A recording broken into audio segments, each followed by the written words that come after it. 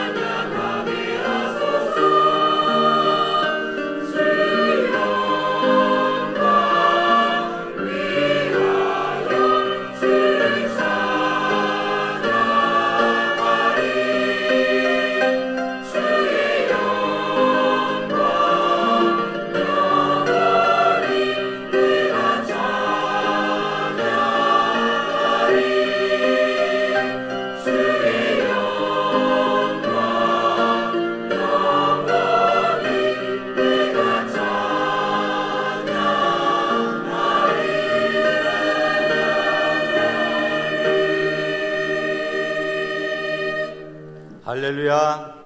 아멘. 어떤 교회에, 우리 교회도 그렇습니다만 항상 맨 앞자리에 앉아 예배를 드리는 형제가 있었습니다. 이 형제는 목사님의 설교 도중에 감동이 되면 언제나 큰 소리로 할렐루야 아멘, 제가 들은 이 소리보다 훨씬 더 큰 소리로 외쳤습니다. 너무나 큰 이 소리 때문에 설교 진행에 지장이 생길 정도입니다. 힘들어하던 목사님이 어느 날 형제를 불러 아무리 설교가 은혜가 되고 감동적이어도 너무나 크게 소리를 외치면서 할렐루야 아멘을 하지 말고 조용히 해달라고 부탁할 정도였습니다. 하지만 그 약속은 번번이 허사가 되었습니다. 그러자 목사님이 그 형제를 불러 다음 주일에 만약 조용히 예배를 잘 드리면 내가 새 구두를 사주겠다 이렇게 약속했습니다. 경제적으로 어려워 낡은 구두를 신고 다니던 이 형제는 심각하게 고민하더니 그럼 그렇게 하겠노라고 약속을 합니다. 그런데 다음 주일 예배 시간 설교를 통해 주님의 은혜와 사랑이 증거되자 교회당 전체에 우렁찬 소리가 또 울려 퍼집니다. 할렐루야 아멘. 구두가 문제야. 나 구두 필요 없어. 할렐루야 아멘 하고 외쳤다고 하는 소리입니다. 주님의 은혜가 와 닿는다면 이런 구두가 문제겠느냐라는 겁니다. 오늘 하나님의 말씀을 통하여 이러한 주체할 수 없는 정말 폭포수 같은 하나님의 은혜를 받으시고 우리도 아멘으로 하나님 앞에 화답하며 영광을 돌리시는 우리 믿음의 성도들이 되시기를 바랍니다. 뉴스를 보니까 지폐가 훼손되었을 때 교환해 주는 기준들이 있더라고요.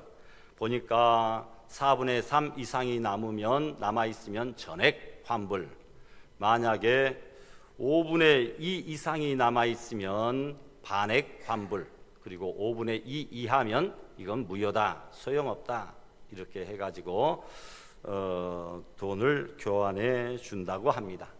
훼손이 되었어도 그 가치를 어느 정도 인정해 준다라는 것이죠. 여러분, 이 5만 원짜리가 구겨지고 발로 짓밟혀 더러워져도 이 5만 원짜리의 가치가 줄어들까요? 시장에서 손때 묻은 할머니들 물기 묻고 기름때 묻은 그 지저분한 구겨진 5만 원짜리, 이것은 구겨지고 더럽고 좀 찢어졌으니까 4만 원만 칩시다 이렇게 말하는 사람은 한 명도 없을 줄 압니다. 5만 원짜리는 항상 5만 원짜리의 가치가 있는 것이죠. 여러분들이 세상에서 시험 들고 병 들고 상처받고 실패해서 아무리 구겨지고 넘어지고 병들고 더러워졌다 할지라도 성도들의 가치는 여전히 성도로서 고귀하다라고 하는 말입니다. 우리는 하나님의 형상대로 지음받은 거룩한 존재요, 하나님이 존귀하게 보시는 존재요, 새하늘과 새 땅의 주인공들입니다. 결코 우리 성도들의 가치가 줄어들지 않는다는 거죠. 그러니까 긍지와 자부심을 갖고 열심히 살자라는 겁니다. 사람들은 구겨졌다, 실패했다, 망해버렸다 이렇게 말한다 할지라도 우리는 여전히 존귀한 하나님의 백성 아델리안이 되는 줄로 믿으시길 바랍니다. 그리스도인의 가치는 이처럼 대단합니다. 예수님의 피값으로 산 존재들이기 때문입니다. 그러므로 우리는 함부로 아무렇게나 막 구겨가며 더럽혀가며 살 수가 없습니다. 자기의 신체나 자기의 목숨을 스스로 훼손하거나 끊어서도 안 되는 것입니다. 세상과 우리는 구별된 성도입니다. 세상의 가치관을 따라 살지 않는다는 것입니다. 여러분, 이제 저와 여러분은 올 한 해를 어떻게 살아가야 될 것인가? 우리 모두 바울 사도의 권면에 귀를 기울여보며 7가지의 신앙 마음 자세로 살아가는 올 한 해 되시기를 바랍니다. 첫 번째로 새해에는 15절에 나와 있는 말씀처럼 지혜 있는 자같이 사시기를 바랍니다. 우리가 이 세상을 살아가는 데 있어서 가장 필요한 것이 무엇일까? 돈도 필요하고 재능도 필요하고 학식도 필요하지만 그것들보다도 더 필요한 것은 지혜라고 볼 수 있습니다. 그래서 그런지 부모들이 아이들의 이름을 지을 때 지혜라고, 슬기라고 이렇게 짓는 경우도 있습니다. 본문에서 말하는 지혜는 하나님 앞에서 살아가는 성도의 삶을 말합니다. 지식과 지혜는 다릅니다. 지식은 세상으로부터 오지만 지혜는 하나님으로부터 온다는 것입니다. 하나님을 아는 지식, 성경의 진리와 구원에 이르는 참된 지혜, 바로 이것이 하나님으로부터 오는 것이죠. 야고보서 3장 17절 이하에 보니까 오직 위로부터 난 지혜는 첫째 뭐라고요? 성결하고 다음에 화평하고 관용하고 양순하며 긍휼과 선한 열매가 가득하고 무엇이 없다고요? 예, 그렇습니다. 하나님으로부터 그럼 지혜를 얻은 사람은 어떠한 삶을 살게 될까? 첫 번째로 성결한 삶을 산다라는 겁니다. 여러분, 세상 사람들과 구별된 가치관, 생각, 말, 행동에 있어서 차이가 난다. 거룩한다, 성결하다, 이 말은 구별되었다. 세상 사람들과 구별된 삶이 거룩한 성도의 삶입니다. 지식과 지혜가 그 온 곳 자체가 구별된 것처럼 세속적인 사람과 성결한 사람은 구별된다는 거죠. 불신자와 성도들이 구별되게 살아갈 수 있기를 바랍니다. 또한 화평한 삶을 살게 됩니다. 위로부터 난 지혜를 소유한 사람은 하나님과는 물론이고 세상 사람들과도 화평합니다. 그래서 여러분, 십자가가 위로 아래로 화평하고 하나님과 화평하고 옆으로 이웃들과 화평하라, 이런 의미로 우리에게 주셨습니다. 관용의 삶을 삽니다. 지혜로운 사람은 관용의 마음을 널리 베풀 줄 압니다. 하나님의 지혜는 우리를 속이 좁은 사람이 아니라 마음이 바다처럼 넓은 사람으로 변화시키기 때문입니다. 또 지혜로운 사람은 양순의 삶을 삽니다. 언제나 하나님의 뜻에 순종하게 하고 다른 사람의 의견과 호소와 부탁에 마음문을 닫지 않는다는 것입니다.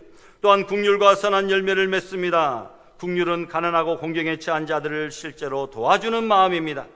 지혜로운 사람은 도덕윤리를 설교하는 자가 아니라 실천하는 자다라는 것이죠.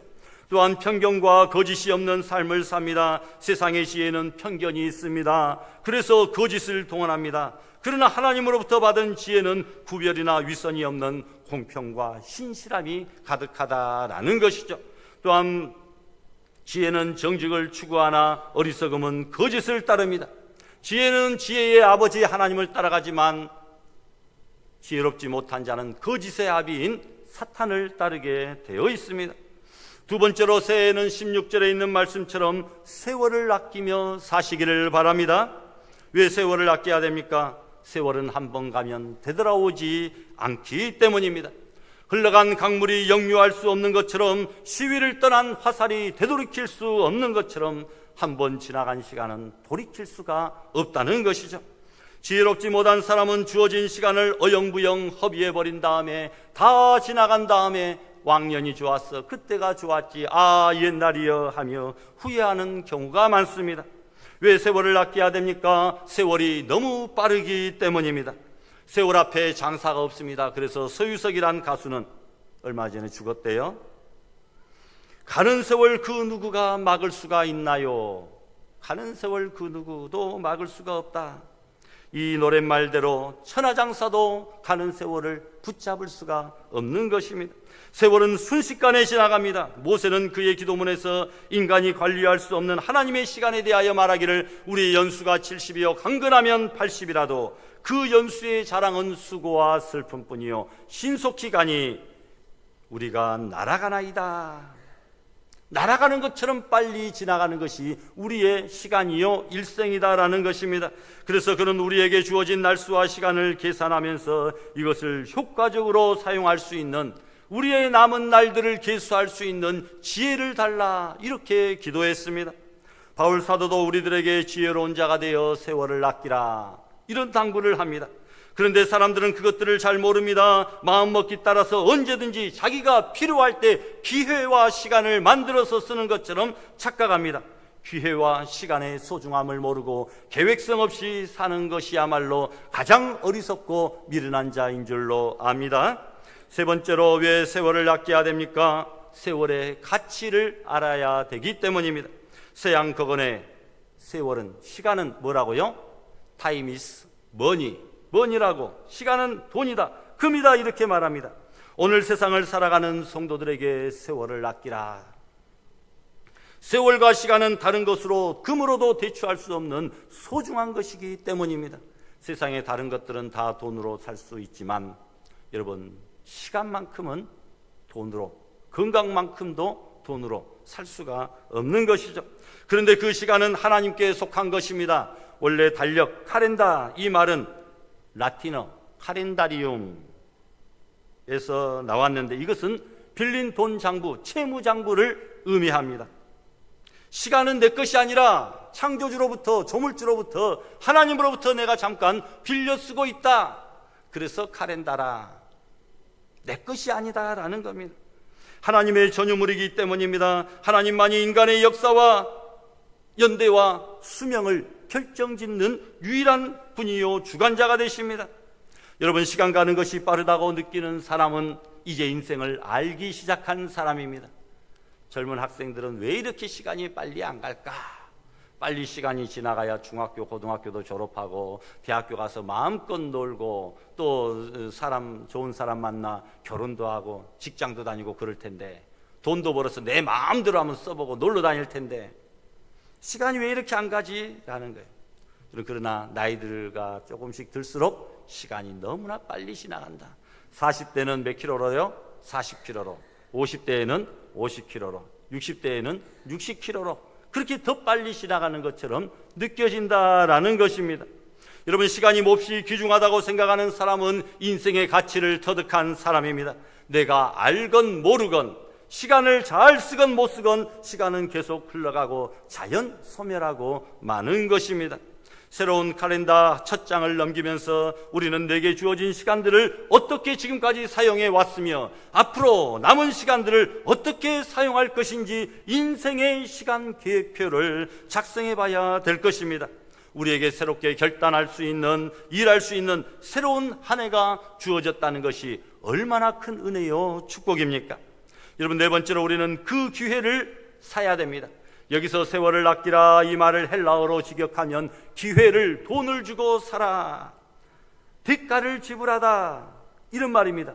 일생일대의 소중한 기회를 빼앗기지 않으려면 자기가 할 수 있는 모든 수단과 방법을 다 동원하여 그 기회와 시간을 내 것으로 만들어야 된다라는 것입니다. 왜 그렇게 해야 됩니까? 지금은 때가 악하니라. 때가 악하니라고 했습니다. 이 땅은 악한 온수마귀가 왕노릇하는 세상입니다. 그리고 말세입니다. 어떤 사람은 말세 중에 말세라고도 이야기를 합니다.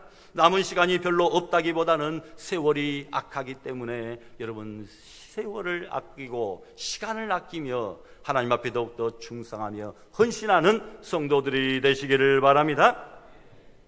어떤 분이 사명을 잘 감당하지 못해서 내가 그러려면 그것 그만두시고 그 직분 하지 마세요, 다른 분에게 줄랍니다 했더니 아이 목사님 앞으로 열심히 잘할게요 이렇게 대답을 해주시더라고요. 난 삐져서 뒤돌아설 줄 알았더니 아주 웃으면서 그렇게 말씀하시는 것이 너무나 고맙고 반가워서 손을 붙잡고 기도를 해줬어요. 모든 여건, 환경, 건강, 물질, 자녀들 다 잘 돼가지고 남은 생애에는 더욱더 하나님 앞에 충성하는 귀한 일꾼 되게 해달라 기도했더니 옆에 분이 질투가 나가지고 왜 목사님 우리한테는 기도도 안 해주고 이분한테만 해주냐고 그렇게도 말씀도 하시더라고요. 어찌됐건 여러분, 세태가 악하기 때문에, 때가 악하기 때문에 남은 시간이 별로 없다는 겁니다. 더욱더 충성하며 헌신하는 귀한 성도들 되시기를 바랍니다.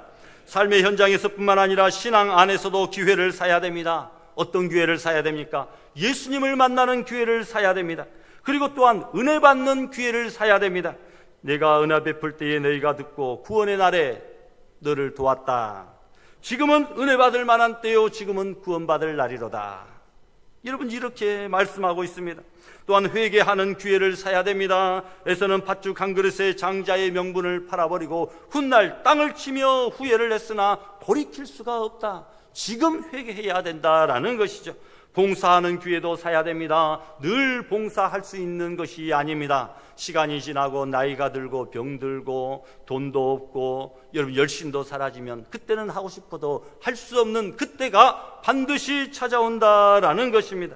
여러분, 세월을 아끼라. 세월을 헛되이 보내지 말고 아껴서 믿음의 일을 잘하는 성도들이 되시기를 바랍니다. 세 번째로, 새해에는 주님의 뜻이 무엇인가 분별하며 살자라고 명령합니다. 그러므로 어리석은 자가 되지 말라. 성경은 말씀하고 있는 것이죠. 세상에서 가장 어리석은 사람이 어떤 사람인가?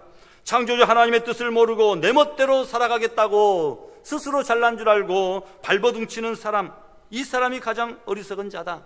시편 14편에 보니까 어리석은 자는 그 마음에 이르기를 하나님이 없다 하도다. 그는 부패하고 소행이 가증하여 선을 행하지 못한다라고 말씀합니다. 하나님이 없다고 생각하는 사람은 어떻겠습니까? 하나님이 없으니까, 하나님이 보지 않으니까 자기 감정대로, 자기 생각대로, 자기 욕심대로, 자기 정욕대로, 자기 계획대로, 본능대로 짐승처럼 살아갑니다. 그러나 하나님이 나와 함께 하신다고 믿는 사람들은 자기 감정대로, 본능대로 살지 않습니다. 쉬고 싶은 것이 자기의 본능이지만 쉬지 않고 열심을 냅니다. 내가 가지고 싶은 것이 내 본능이지만 하나님께 드립니다. 하나님의 뜻이 무엇인가를 먼저 생각해야 됩니다. 그래서 너희는 이 세대 본받지 말고 마음을 새롭게 함으로 변화를 받아 하나님의 선하고 기뻐하시고 온전하신 뜻이 무엇인지 분별하라 말씀하고 있습니다. 몰간 목사님은 하나님의 뜻을 찾는 3가지 방법을 제시하셨습니다. 첫 번째로 예수님을 표준으로 삼는 것, 이것이 하나님의 뜻을 찾는 첫 번째 방법이다. 예수님을 표준으로, 예수님은 어떻게 하셨을까? 예수님이 이 상황에서 나라면 어떻게 행동하고 어떻게 말하셨을까라는 겁니다. 예수님을 바라보고 예수님의 마음을 품자라는 겁니다. 예수님은 신앙의 표대가 되시는 분이시기 때문입니다. 또한 두 번째로 성경대로 사는 것이 하나님의 뜻을 찾는 두 번째 방법. 성경에 이미 다 정답이 나와 있는데 이 정답 무시하고 또 다른 정답을 찾으려고 헤매고 노력하고 고생하는 사람들이 있습니다. 성경에 다 우리 인생의 정답이 나와 있는 줄 믿습니다. 우리 인간에게 이성적인 지각을 주시고 성문 계시인 이 특별 계시 성경을 우리에게 주신 것은 그 말씀을 주셔서 우리가 그 말씀대로 순종하며 살라고 하신 것입니다.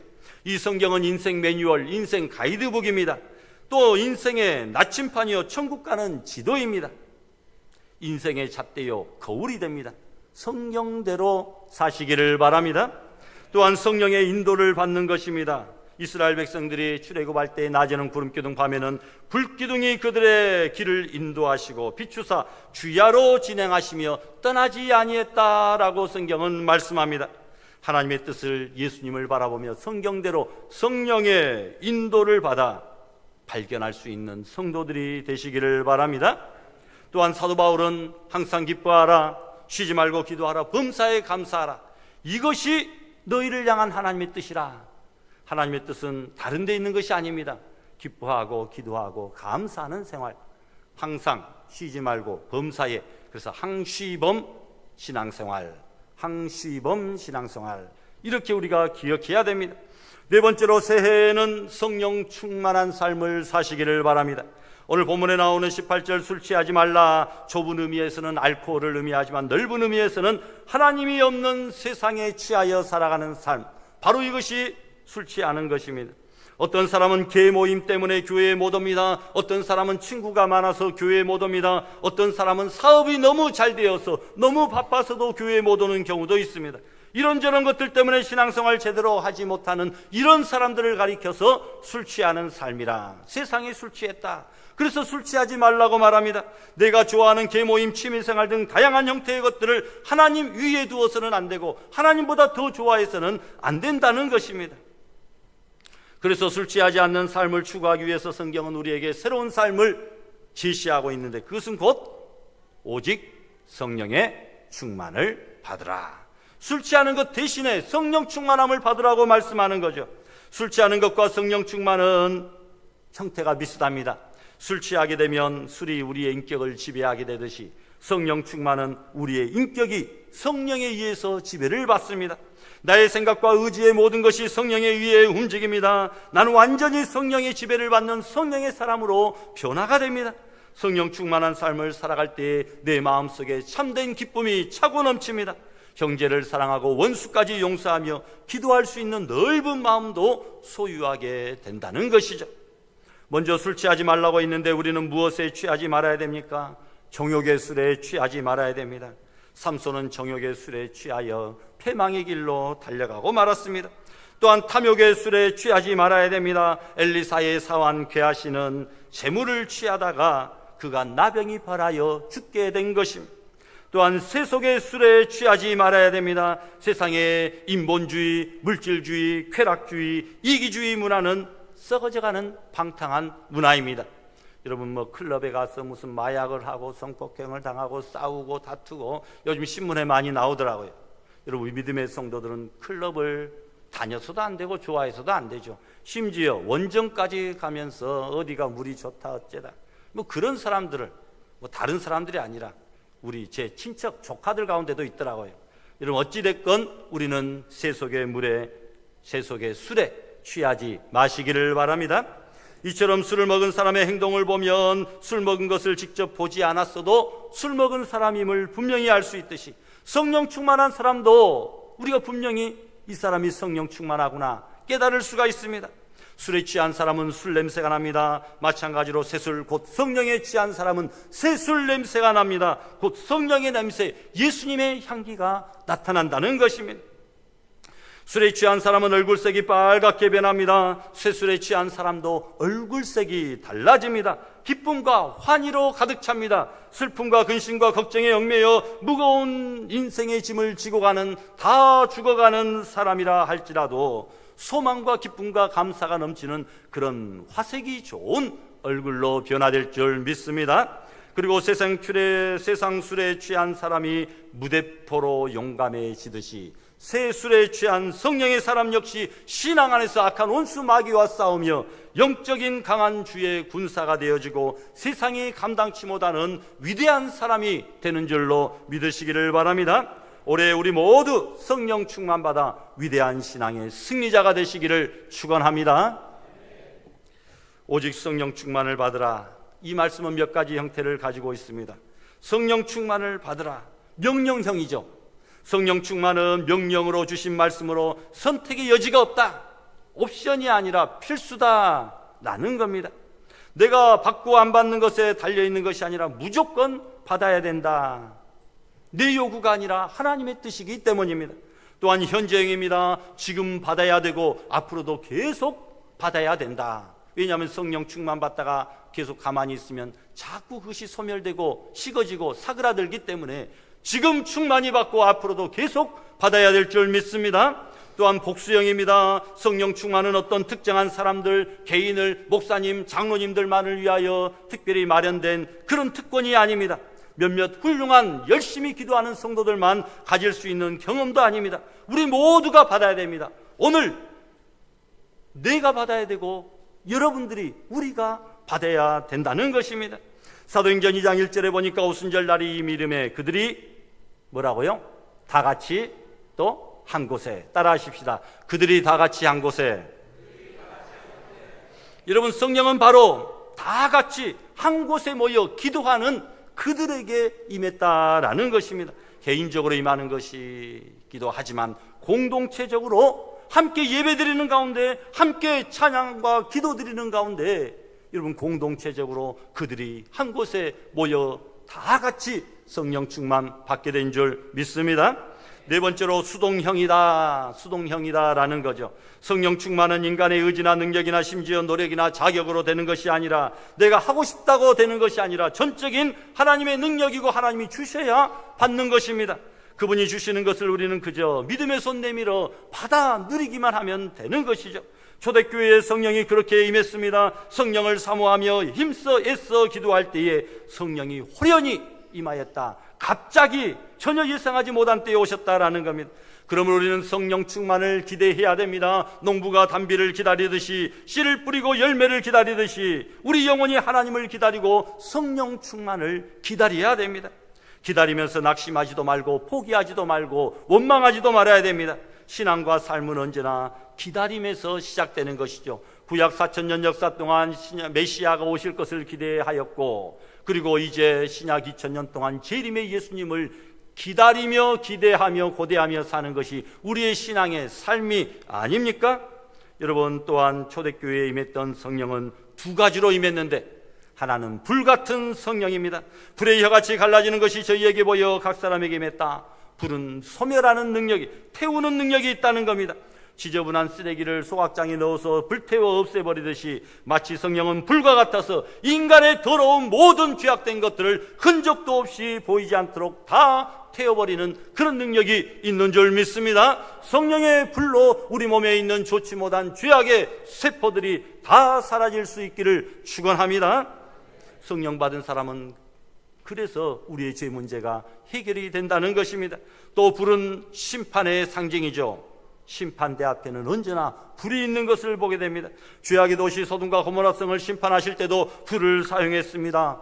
여러분, 성령 충만함의 불을 받아서 우리가 예수 그리스도의 재림의 심판대 앞에 섰을 때에 어여시 떳떳하게 자신있게 주님 앞에 설 수 있는 성도들이 되시기를 바랍니다. 불의 성격은 또한 뜨거워지는 것입니다. 뜨겁죠. 불에 대면 뜨겁습니다. 우리 성도들의 신앙생활도 미지근한 신앙생활, 물에 물 탄 듯 술에 술 탄 듯 그것이 아니라 뜨겁고 열정적이고 헌신하는 불타는 우리 인생, 모세가 가시떨기가 나무가 불에 타고 있었던 그 모습을 보았듯이 여러분, 우리 인생도 불타는 인생들이 되시기를 바랍니다.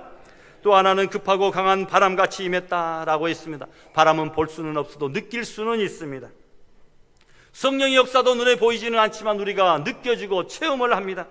바람은 그 누구도 막을 수가 없습니다. 예수님이 부활하시고 40일 동안 이 땅에 계시다가 승천하셨는데 예수님의 제자들은 핍박이 두려워서 문을 꼭꼭 잠그고 숨어 있었습니다. 그런데 그 문을 열어드린 적이 없는데 예수님이 문을 뚫고 벽을 뚫고 바람과 같이 그들 앞에 안에 들어오셨다고 말합니다.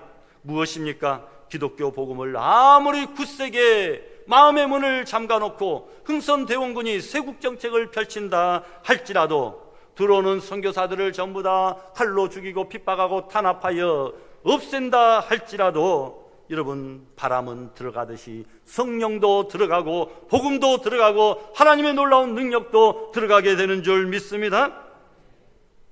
여러분, 바람 같은 성령님이 우리 대한민국 얼마나 구태의연하고 우상숭배 천지가 되었던 그런, 세상은 1800년 전에 변화되고 새로워져서 복음을 받아들이고 이 문명이 깨쳐지고 모든 것 죄악된 문제들이 해결되었는데 우리 대한민국은 유럽보다 1800년이 더 늦게 복음이 겨우 이제서야 이 무지한 목매한 백성들에게 들어오게 되었다. 바람같이 성령님께서 들어오셔서 지금 그 성령의 불로 성령의 바람으로 전 세계에서 가장 우뚝 선 부흥가는 선교 복지 신앙국가가 되지 않았습니까? 여러분, 우리 교회에도 우리 가정에도 우리 믿지 않는 답답한 우리 남편에게도 부모 말 듣지 않는 우리 사랑하는 자녀들에게도 성령의 바람이 들어가서 그들을 변화시키고 성령의 아름다운 불길의 역사가 일어날 수 있도록 더욱더 힘써 노력하는 성도들이 되시기를 바랍니다. 새해에는 신령한 노래들로 서로 화답하며 사시기를 바랍니다. 성령 충만한 삶의 첫 번째 특징이 산을 옮길 만한 믿음과 능력도 아닙니다. 예언하는 능력도 천사의 말과 같은 방언도 아닙니다. 아주 단순합니다. 마음속의 새 노래, 신령한 노래, 찬송으로 충만한 삶이 바로 성령 충만한 삶의 위형적인 증거가 됩니다. 술 취한 사람을 보면 어떻습니까? 노래방 가서 한 곡 좀 뽑으려고 하죠. 성령 충만한 사람도 노래를 부릅니다. 어떤 노래 부릅니까? 구원의 감격 가지고 새 노래로 하나님께 영광, 신령한 노래를 부릅니다. 성령 충만한 마음속에 하나님을 찬미하는 노래로 가득 차 있기 때문입니다. 여기 시는 보통 구약의 시편을 가리키고 찬미는 하나님을 찬양하기 위해 지은 찬송가를 가리키고 신령한 노래는 일반적으로 복음성가를 말합니다. 그러므로 우리 기독교는 전체가 찬양하는 삶이라 이렇게 볼 수 있습니다. 우리가 바라보는 천국도 찬양이 가득한 곳입니다. 예배할 때에 기도하고 찬송하고 설교 듣고 헌금하고 축도를 받습니다만 여러분, 그 중에 찬송은 예배의 분위기를 압도합니다. 찬양대의 찬양이 여러분, 우리 성도들의 신금을 울리며 하나님께 영광을 돌리고 그날의 예배와 설교의 분위기를 좌지우지할 수 있다는 것입니다. 너희 마음으로 주께 노래하며 찬양하라. 신령한 노래는 입으로만 부르는 것이 아니라 마음으로, 가슴으로 불러야 된다. 너희의 마음으로 주께 노래하며 찬양하라고 말합니다. 마음에서 우러나오는 찬양, 감사 감격에 겨워서 드리는 찬양, 아무리 찬양대가 하고 싶어도 구원받지 못한 사람은 찬양대에 세우지 않습니다. 여러분, 학습받고 세례받은 사람을 특별히 구별하고 세우는 것입니다. 마음으로 찬양하지 않는 그 찬양은 진정한 찬양이 될 수가 없기 때문입니다. 여러분, 찬송을 부를 때의 기쁨과 평안과 능력과 신유의 은사도 나타나게 될 줄 믿습니다. 여섯 번째로 새해에는 감사하며 사시기를 바랍니다. 성령 충만의 외적 표현 중에 하나가 감사의 삶입니다. 이런 감사를 누가 드렸습니까? 욥이 드렸습니다. 하루아침에 10명의 아들, 딸, 그 많은 재산, 건강도 다 잃어버리고 조강지쳐도 하나님을 욕하고 떠나라고 저주하며 집을 나가버렸습니다. 그러나 욥은 하나님 앞에 주신 자도 여호와시요 취하신 자도 여호와시니 하나님이 찬송을 받을지니라. 욥이 입술로 범죄하지 아니하고 하나님을 어리석게 원망하지 아니하고 그런 상황 속에서도 감사의 고백을 드렸다는 것입니다. 감사는 하나님이 기뻐하십니다. 마귀는 불평하는 자를 기뻐합니다. 생각해보면 우리는 감사할 일이 너무나 많습니다만 내게 없는 것을 바라보면서 불평만 했지 내게 하나님께서 주신 것을 바라보며 감사하지 못하는 삶을 사신 것 아닙니까? 마지막으로 새해에는 피차에 복종하며 사십시다. 상대방에게 강요하지 말고 나가 먼저 솔선수범해라. 내가 먼저 솔선수범하고 복종하라. 여러분, 남에게 이거 하라고 저거 해라고 지적하지 마시고 눈에 보이면 내가 하면 됩니다. 눈에 보이는데 또 불구하고 내가 하지 않으면 그건 잘못이죠. 내가 할 일이 눈에 보입니다. 창문이 열어져 있고 문이 열어져 있고 저기 고양이가 똥을 싸놓고 뭐 지저분한 것이 뭐 있으면 여러분 내가 보이면 그저 하면 됩니다. 솔선수범하라, 피차에 복종하라, 이렇게 말하고 있습니다. 성도들끼리 이웃들끼리 서로 존중하며 내가 솔선수범해서 복종하며 신앙생활하는 모습을 보여라라는 것이죠. 여러분, 새해에는 우리 서로 대접하기를 원망 없이 하고 누가 말하려면 하나님의 말씀을 하는 것 같이 하고 누가 봉사하려면 하나님이 공급하시는 힘으로 하는 것 같이 하여서 피차에 복종하고 섬기는 아름다운 신앙의 자세로, 성령 충만한 삶의 자세로 하나님께 영광을 돌리는 복된 새해 될 수 있기를 주님의 이름으로 축원합니다.